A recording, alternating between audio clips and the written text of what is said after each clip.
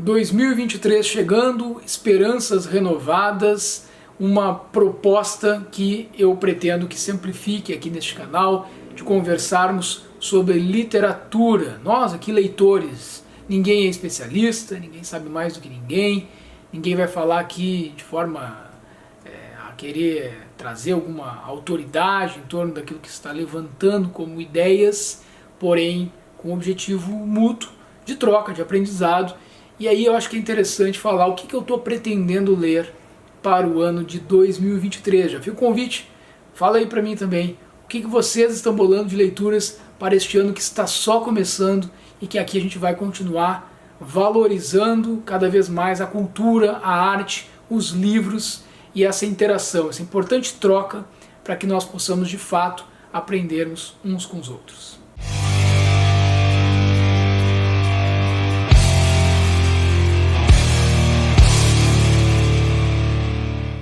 Antes de mais nada, eu quero te comentar e quero te convidar também a fazer um percurso aqui, de repente pausa esse vídeo, vai neste outro que eu vou te sugerir, depois retorna, ou em outro momento acompanha esse vídeo, mas a minha sugestão é para que tu vá nesse card que eu vou deixar por aqui, ou direto ali na descrição do vídeo, conferir a minha meta de leituras para 2022. Eu encerrei o ano lendo 11 livros dos 12 da minha meta. E qual foi o que eu não li? Lá vocês vão ter acesso a todos os 12 que eu tinha a pretensão de ler, os 11 que eu li, os 11 lidos com resenha aqui no canal, então já vai direto deste link também, aí vai ter o link de todos os outros livros, caso queiram dar uma olhada nas resenhas, mas eu deixei para trás Sonhos Perpétuos, do Giovanni Filoni. Eu não deixei de ler esse livro porque, enfim, perdi completamente o interesse, ou achei que a história não era interessante, repensei a leitura, não foi nada disso. Foi pelo simples fato de que eu cheguei ao final do ano, faltava ainda umas 3 semanas para acabar o ano de 2022, dava tranquilamente para fazer essa leitura, mas eu não quis me obrigar a ler este livro. Eu fui ler o que eu estava com vontade de ler, e não era esse tipo de literatura. Não estava a fim de ler um livro sobre suspense, mistério, não era essa a minha energia naquele momento. E aí já fica aqui um primeiro toque da minha parte, né? Não se obriguem a ler um livro se vocês perderem o interesse. Os outros 11 que eu me dispus a ler, eu tive vontade de ler cada um deles. Eu não estipulei um mês para fazer a leitura, eu não faço isso, eu não vou fazer isso, porque são livros que eu tenho quase que uma convicção de que eu farei a leitura, mas no momento que se propiciasse a leitura. Então teve mês que eu não li um destes que eu tinha estipulado como meta, mas em outro mês eu li 2, por exemplo, acho que cheguei a ler até 3 dentro de um mês. E teve mês que eu não li nenhum destes que estavam na minha meta. O fato é que eu li 11 dos 12 que eu me propus, tá certo, podia ter sido menos, poderia ter sido os 12, mas é isso. Eu acho que a minha margem de erro foi muito baixa, assim, daquilo que eu pensei em ler, e de fato eu li, e acredito que de novo irei acertar. E olha, eu quero agora ainda afinar melhor isso. Eu quebrei a cabeça aqui para falar desses 12 que eu não quero deixar de ler, como tinha dito anteriormente no outro vídeo, de maneira nenhuma, tá? Só que as coisas podem de fato mudar, mas realmente assim, foi praticamente um único livro que eu não li, então acho que um acerto bem alto assim das minhas ideias, das minhas pretensões. Com relação a esse livro que eu não li, que eu estava falando aqui para vocês, Sonhos Perpétuos, pode ser que ele entre como leitura em 2023, muito provavelmente eu faça essa leitura, só que eu não coloquei ele entre os 12 da minha meta para 2023. Eu até nem gosto muito dessa palavra, meta, né? Tô tentando mudar um pouco até o próprio vocabulário, porque eu acho que não é bem isso, né? Eu acho que é mais aqueles livros que estão assim no meu horizonte, porque eles estão quase pulando da estante, então eu tenho essa vontade de ler.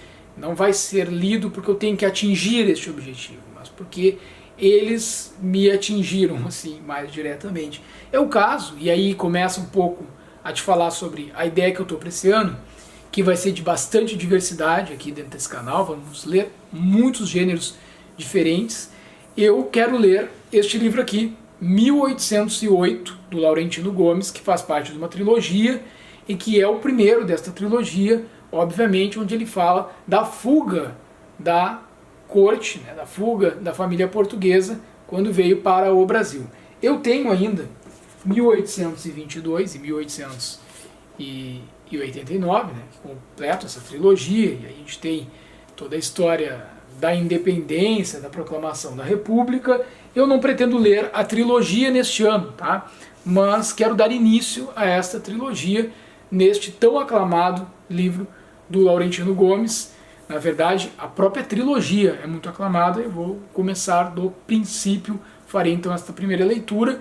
Não estou dizendo que farei ela em janeiro, mas destas 3 que eu tenho aqui, vou começar por aqui. E é um livro de história, né? Tenho muita vontade de fazer a leitura deste livro. Vou deixar ele aqui. Do lado dessa xícara aqui está, assim, com chá de camomila, que eu estava tomando aqui, mas como eu desliguei a câmera várias vezes, já está quase acabando ali, tá? Não está só de enfeite. Um outro livro, e aí sim, de um gênero que, olha, não é muito comum para mim realizar essa leitura, e talvez seja uma novidade para vocês também, até vou dar uma lida na sinopse para vocês entenderem, ver se se interessam aí. Chama-se A Ilha do Conhecimento, tá? Esse livro que é publicado pela editora Record, do Marcelo Gleiser, Os Limites da Ciência e a Busca por Sentido.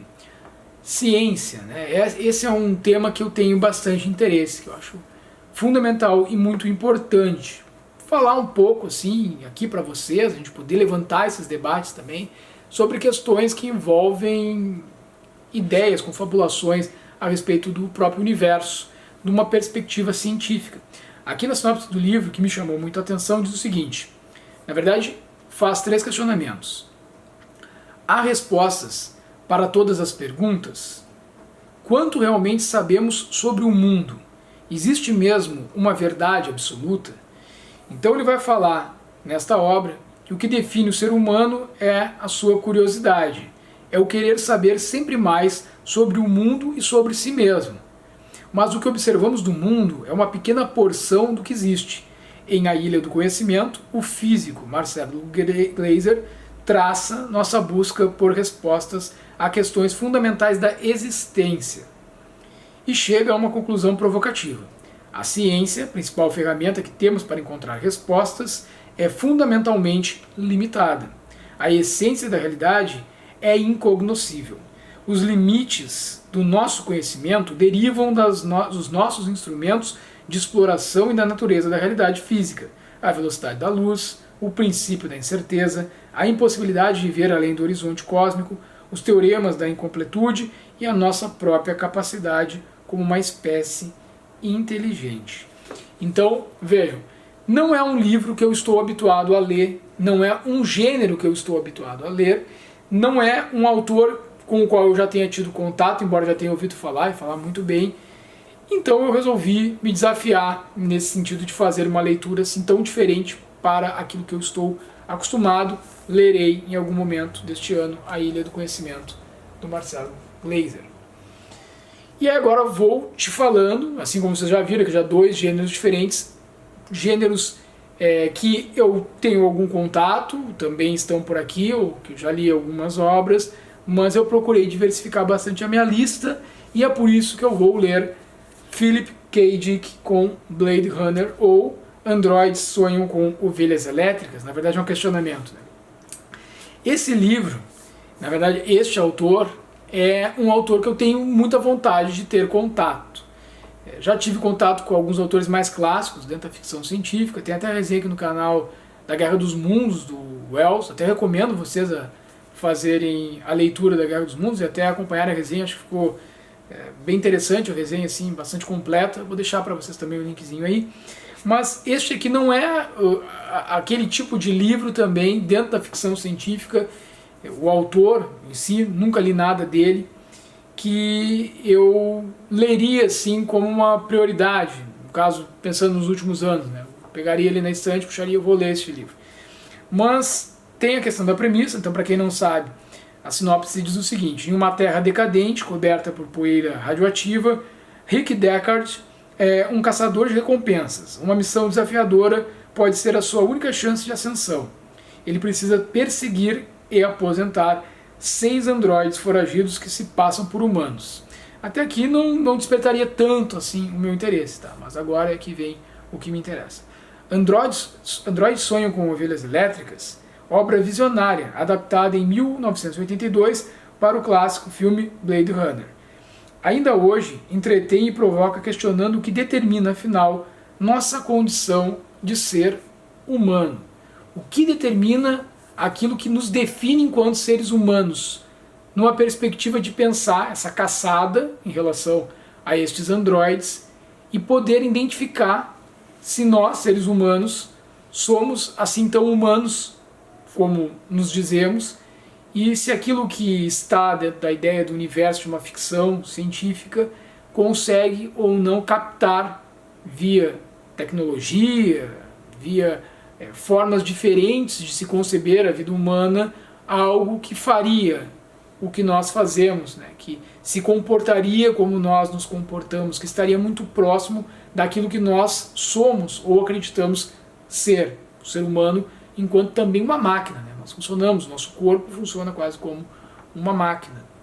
Então eu achei interessante a premissa, me chamou bastante atenção, queria, entre os que eu tenho aqui que eu não li de ficção, pincelar um livro de ficção que pudesse ser realmente bastante interessante. Eu estou lendo bastante coisas agora, vou falar para vocês aqui, que perpassa esse mundo do realismo mágico, do nonsense, do absurdismo, isso tem me interessado bastante. E eu acho que esse livro, mesmo que seja de ficção científica, ele pode também ter uma pegada nesse sentido, verei se é isso ou não. Então, dizendo para vocês, esse é um terceiro livro que eu pretendo ler.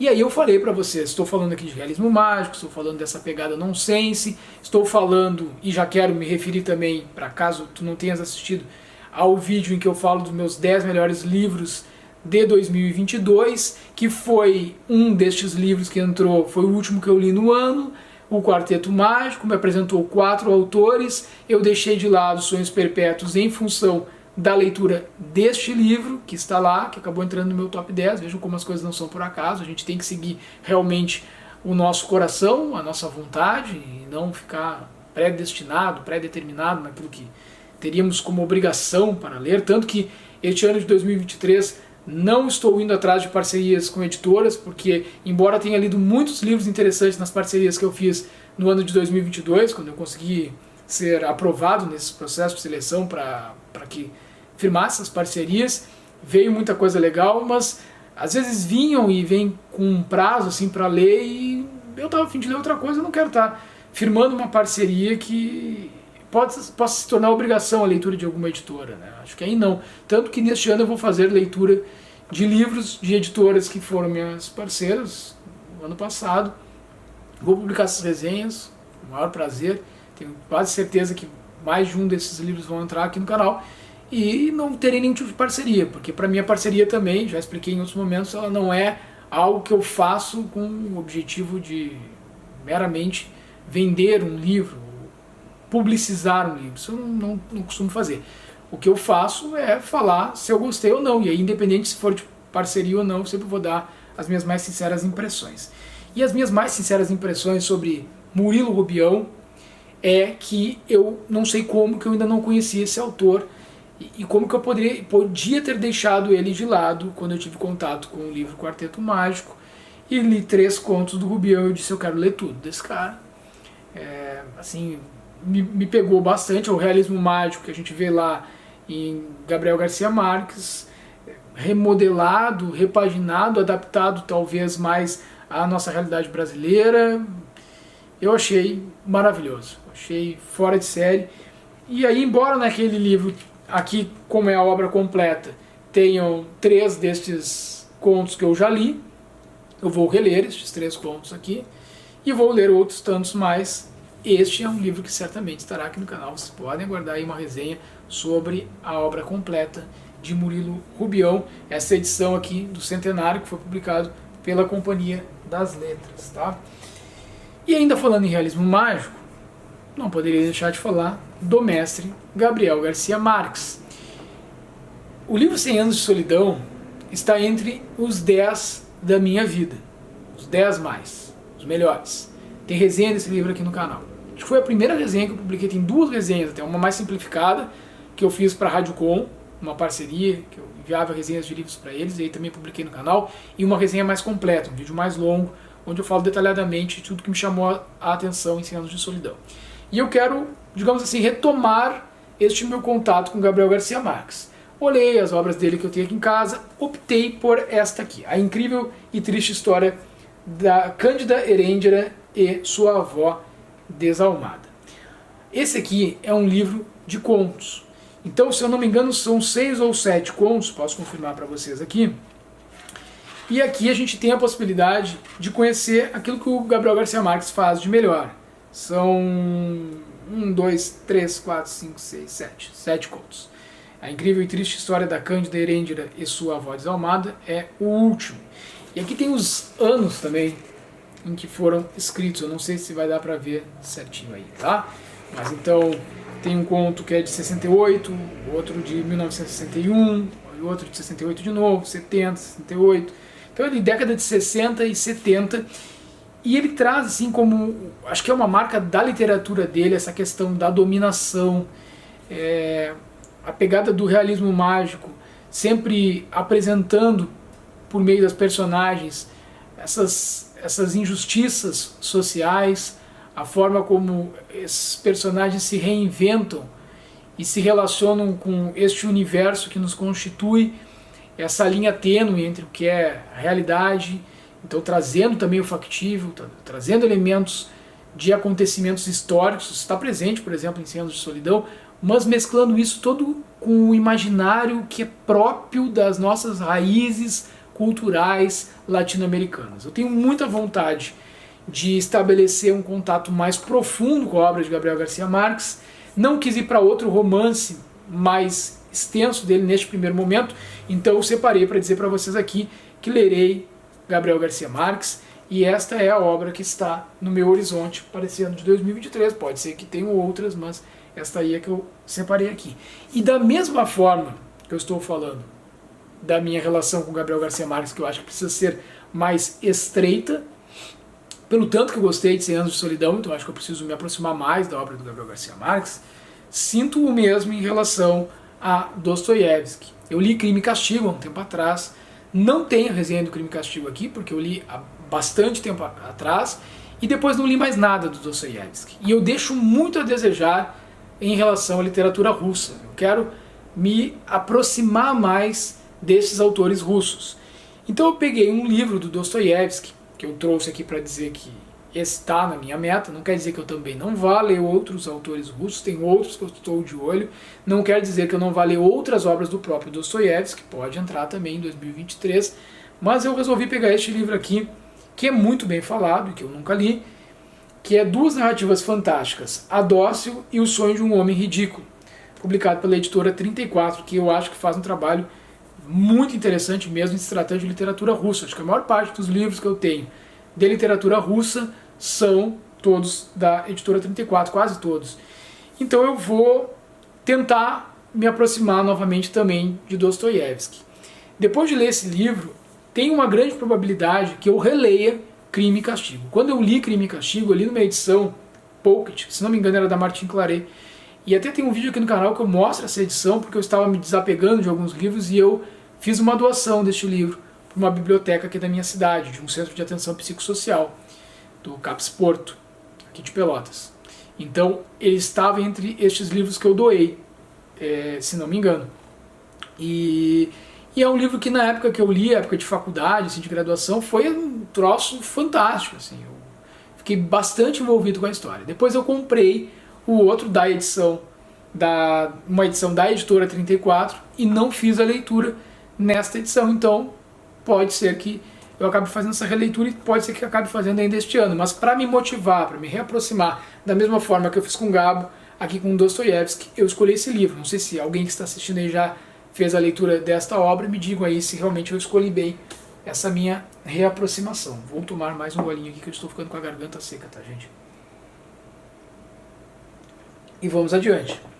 Um outro livro, e aqui já fica um forte abraço para a Bruna, se estiver acompanhando aí, no vídeo que eu falo das minhas 10 melhores leituras do ano de 2022, a Bruna fez um comentário falando de algumas, não sei se chegou a falar em 10, acho que não, mas de algumas das melhores leituras dela, e entre as leituras que ela citou está um livro que eu queria ter lido em 2022 e não li, um livro que eu ganhei de presente da minha irmã, um livro que é um clássico do terror, um livro que se chama Frankenstein, da Mary Shelley.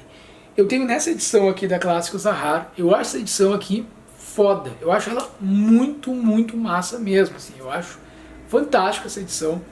Ela é, assim, aquele tipo de edição que se o livro, mesmo que o livro não fosse bom, e eu sei que não é o caso, tu já teria vontade de ler, pelo menos penso eu aqui, olhando assim, só pela capa, né?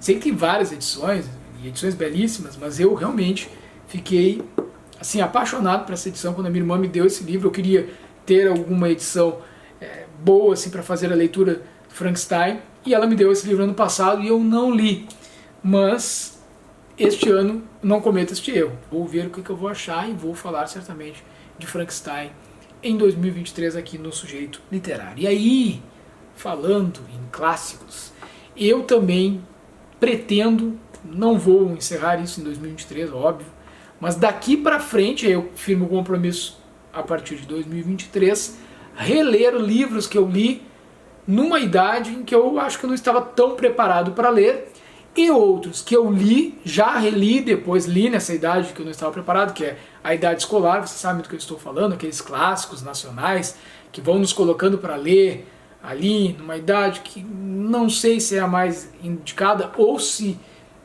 pode até ser, né, se é essa idade, talvez não em versões que sejam as mais indicadas, porque hoje nós temos versões muito legais de obras clássicas aqui da literatura nacional, e eu quero mostrar também para vocês um pouquinho isso. Mostrei no tour pela minha estante algumas dessas obras, que são da Panda Books, mas eu tenho duas edições desse livro que eu escolhi para ser o livro e o autor que vai dar o pontapé inicial da minha retomada, das minhas releituras de clássicos da literatura nacional, porque eu quero ter a oportunidade de gravar vídeos aqui no canal falando dos grandes nomes da literatura nacional, e são livros que eles me marcaram. Então, assim, no caso deste que eu escolhi aqui para 2023, Memórias Póstumas de Brás Cubas, do Machado de Assis. Eu acho que não poderia ter autor melhor para começar essa minha retomada, e talvez não tivesse também um livro mais indicado. Esse livro eu tenho aqui nessa edição que é do Clube de Literatura Clássica, mas eu tenho também nessa edição que eu estava falando para vocês da Panda Books. Então, assim, existem várias versões, várias edições. Eu tô tocado a fazer uma leitura meio paralela, tá, entre os dois livros, ou ir neste aqui, porque eu tenho muita curiosidade para ler estes livros da Panda Books. Quando eu fiz a minha primeira leitura, foi na época do colégio, um livro mais antigo, e depois, mas era próximo do vestibular, eu lembro que eu fiz essa leitura. Mas eu li também depois, durante a faculdade, curso de jornalismo, numa edição Pocket da LPM, que também entrou nessas minhas doações aí para a biblioteca aqui da minha cidade. E nessa edição Pocket, o texto era integral, eu devorei o livro, achei muito bom, mas naquele período, aí, já em graduação, no curso de jornalismo, eu senti dificuldade em algumas palavras e eu fiz anotações, eu botei a lápis ali, o que significava aqueles termos que já não são mais tão usuais. Então o que eu vejo é que este livro é um pouco do que eu fiz ali meio artesanalmente naquela edição em Pocket da LPM. Quero dar uma olhada, eu fiquei curioso realmente para ver como é que é essa edição aqui. Mas, independente de qual edição eu vá ler, eu vou falar de Memórias Póstumas de Brás Cubas aqui no canal neste ano de 2023. Agora chegam aqui os 3 últimos livros que eu separei destes 12 para ler no ano de 2023. Aí vocês vão dizer, pá, mas essa aí tu pegou pesado. Peguei e é pesado mesmo, e eu vou... Olha, dificilmente vai escapar, eu escolho sempre um clássico, um calhamaço, né, para ler, e já tenho feito isso há algum tempo. Então, um ano eu li Don Quixote, outro ano acho que li It, a Coisa, e depois teve um ano que eu li, agora esse ano passado mesmo, eu li Crônica da Casa Assassinada, não chega a ter 1000 páginas, né, mas é também um calhamaço, tem mais de 500 páginas. Este ano eu escolhi Moby Dick. Eu sempre tive vontade de ler Moby Dick, do Herman Melville. Eu estava procurando uma edição para ler, vendo que as coisas não são por acaso, e aí eu estava vendo, acompanhando, sempre acompanho ali a Antofágica e tal, e apareceu uma promoção em que esse livro estava pela metade do preço com frete para minha cidade, eu não paguei nada no frete, metade do preço em relação ao que ele é vendido hoje, acho que até menos da metade do preço. E eu fui lá e comprei, acho que foi na pré-venda isso, se não me engano, comprei esse livro, foi um investimento e eu não me arrependo, eu farei a leitura nesta edição incrível da Antofágica, desse grande clássico da literatura universal, e eu quero ler ele com calma. Então não vai ser um livro que eu vou ler em um mês, é um livro que eu vou ir lendo aos poucos. Eu já estou pensando mais ou menos como é que eu vou fazer essa leitura. A minha ideia é ler, como são vários capítulos, né, por capítulos, por dias, talvez dê aí em torno de 2 meses, mas farei essa leitura, quero falar sobre este livro aqui no canal, quero comentar com vocês a minha impressão a respeito dele. E eu tenho também a versão em quadrinhos da Pipoca Nanquim, que é uma publicação que foi produzida, né, elaborada pelo Chabuté. Vocês sabem o quanto eu gosto desse quadrinista, é o meu quadrinista predileto, um cara que eu admiro muito, inclusive ele está aqui, não é com o Moby Dick, mas provavelmente eu vou ler também o Moby Dick em quadrinhos do Chabuté. Então vamos deixar deixar aqui, né, destaque aqui o Moby Dick. E deixa eu te falar o que eu separei deste cara aí que eu gosto tanto, o senhor Chabuté, meu quarto Chabuté. Esse ano tem tudo para ser o quarto e o quinto, né, porque eu devo ler também o Moby Dick, tanto nessa versão da obra integral, na Antofágica, quanto em quadrinhos da Pipoca Nanquim. E da Pipoca Nanquim, esse livro aqui, Yellow Carb, é o que eu separei para ser o meu Chabuté do ano, né? Acho que vai ter dobradinha esse ano, como teve ano passado, em 2022, eu li Purgatório, que é incrível, e li Solitário, que está no meu top, né? Que é o top 1, digamos assim, é o quadrinho do Chabuté, que até o momento é o que eu mais gosto. Esse ano eu vou ler mais 2, vamos ver. Mas o Yellow Carb eu ganhei de aniversário da minha esposa, então esse é o livro do Chabuté que eu vou encarar. O que fala esse livro? Olha, pelo que eu andei dando uma olhada aqui, porque ele não tem nem sinopse, tá? Eu vou meio que dizer o que eu penso que ele fala. Eu acredito que esse protagonista, ele era um artista ou algo do tipo, e aí ele resolve que ele quer ter um emprego comum, uma atividade profissional com qualquer outra pessoa, com dias, com horários e tudo mais, e aí ele vai trabalhar como motorista de táxi. Acho que é essa aqui a premissa da história. Se eu me equivoquei, me corrijam aí nos comentários, tá? Mas esse é um dos livros que está também no meu horizonte. Então vejam, bastante coisa diversificada mesmo. Falei em quadrinhos, falei em livros de história, de ciência, literatura, realismo mágico, literatura russa, tem bastante coisa diversificada aqui, literatura nacional, clássico eu quero retomar. É por aí que anda o meu pensamento para 2023, tá? Isso aqui é um apanhado do que eu estou pensando. E eu quero falar para vocês da biografia que eu escolhi para ler neste ano de 2023. Então, haverá também uma biografia, sim, haverá uma biografia, e é esta aqui do Saramago. Os seus nomes, um álbum biográfico. É uma edição de Alejandro Garcia e Ricardo Viel, da Companhia das Letras.